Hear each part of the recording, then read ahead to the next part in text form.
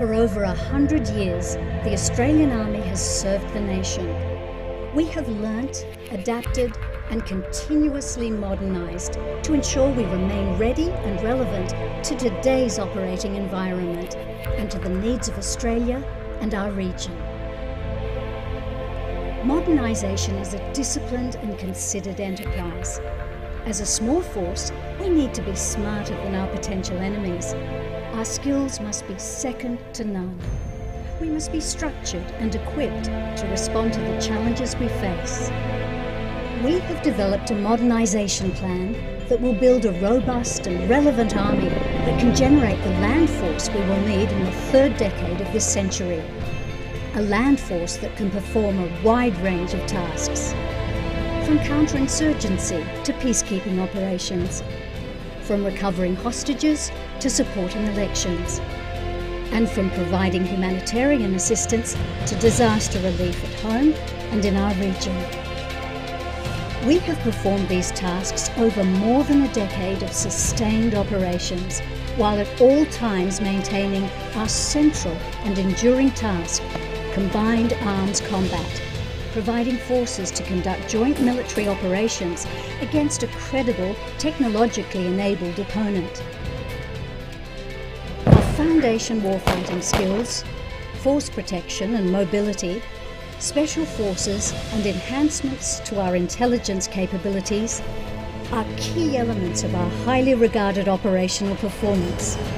They have been enhanced for recent deployments, most notably Afghanistan. But much more needs to be done in these areas. As a result of our recent operational experience, our force structures and the way we generate forces for deployments are changing. We're moving to common brigade structures. Our new combat brigades have a headquarters, 2 standard infantry battalions, 1 armoured cavalry regiment, an artillery regiment, combat engineer regiment, Combat Signals Regiment and a Combat Service Support Battalion. We are building 3 of these brigades, all as alike as possible. These combat brigades are supported by Special Forces, Intelligence, Reconnaissance and Surveillance Units and Specialist Engineer Regiments from the 6th Brigade, Aviation Support from the 16th Brigade and Logistics Support from the 17th Combat Service Support Brigade. The 1st Division provides support to force preparation for operations and command and control of deploying forces. Reserve units from the 2nd Division are aligned with the combat brigades. They adopt the readiness levels of their assigned brigade. Preparing high levels of capability for operations is achieved by rotating these brigades through the force generation cycle. After an operational deployment or a period of high readiness, the brigade is placed in the reset phase. Lessons are reviewed, identified improvements are implemented, and the focus of training is on individual skills.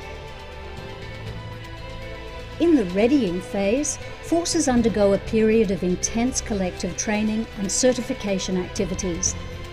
On achieving certification, force elements are considered ready. Throughout each phase, land forces work with Navy and Air Force, regional and international partners, and other government agencies so that all joint force elements are at their highest level of interoperability. Our modernisation efforts are currently focused on 5 areas. We are developing Army's contribution to Australia's maritime strategy and our ability to conduct joint amphibious operations. Achieving full amphibious operational capability will be a significant milestone in our modernisation. Improving our firepower, protection and ground mobility are also essential if we are to keep pace with security developments in the region.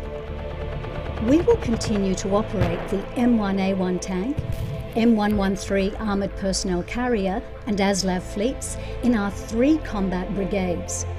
but the acquisition of modern armoured vehicles under Project Land 400 will enhance joint land combat survivability and effectiveness against a diverse range of contemporary and emerging threats into the future.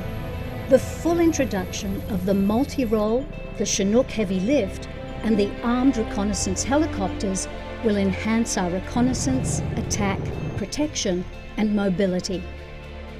And improvements to our capacity for intelligence collection, analysis and fusion, and the transmission of this information to a deployed joint force, and our ability to reach back to command and intelligence support through networking, will provide the joint land force a significant combat advantage. But the success of our operations and of our modernisation relies on the quality of our people. We will continue to require professional, innovative, adaptable individuals. We are committed to providing a team environment that allows everyone to thrive. This approach aims to ensure we continue to recruit and develop talented, physically and mentally robust individuals with a broader range of educational, professional and personal experiences.